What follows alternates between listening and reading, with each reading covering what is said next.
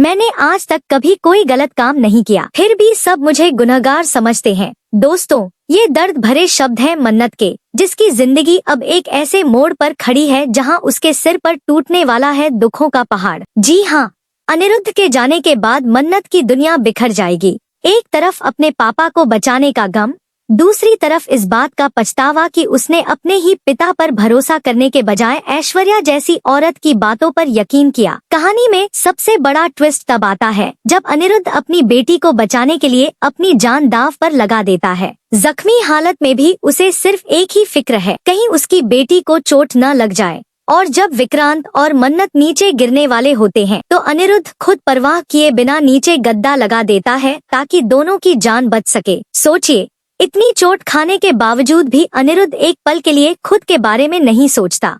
क्यों? क्योंकि वह जानता है कि ऐश्वर्या कितनी गिर चुकी है और उससे भी ज्यादा खतरनाक है उसकी बेटी मल्ला, जो मन्नत और विक्रांत को मारने के लिए हर हद पार कर चुकी है। मन्नत जब अपनी आंखों से अपने पापा का यह बलिदान देखती है, तभी अनिरुद्ध जाते जाते एक क्लू छोड़ देता है। मन्नत, विक्रांत और तुम्हारी जान खतरे में है। यानी अब मन्नत को एहसास हो जाता है कि उसका पापा बुरा इंसान नहीं है, वरना इतनी टूटी हुई हालत में भी वह उसे बचाने क्यों आता। लेकिन अफसोस, मन्नत को यह सच बहुत देर से पता चलता है। इधर घर में भी माहौल बिगड़ चुका है।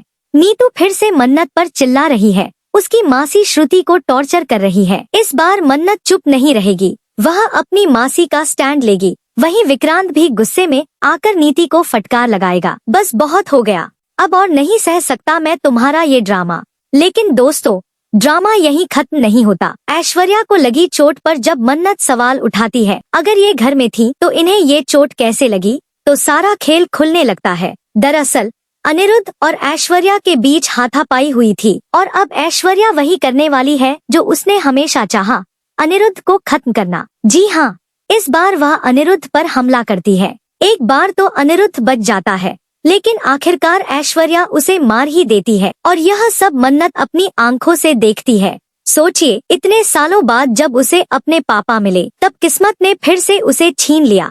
मन्नत टूट जाती है, खुद को दोष देती है, काश मैंने ऐश्वर्या पर नहीं अपने पापा पर भरोसा किया होता। अब सवाल ये है, क्या अनिरुद्ध सचमुच हमेशा के लिए चला जाएगा या फिर अनिल बनकर लौटेगा और देगा मन्नत को उसके पापा का प्यार। दोस्तों, ये आने वाला ट्विस्ट होगा सबसे बड़ा, सबसे शॉकिंग और दिल दहला देने वाला। तो बताइए, आप कितने एक्साइटेड हैं ये देखने के लिए कि मन्नत सच जानकर अपने पापा को बचा पाएगी या नहीं। हमें कमेंट्स में जरूर बताइए और ऐसे ही टीवी के धमाकेदार अपडेट्स सबसे पहले पाने के लिए चैनल को सब्सक्राइब, लाइक और शेयर करना मत भूलिएगा।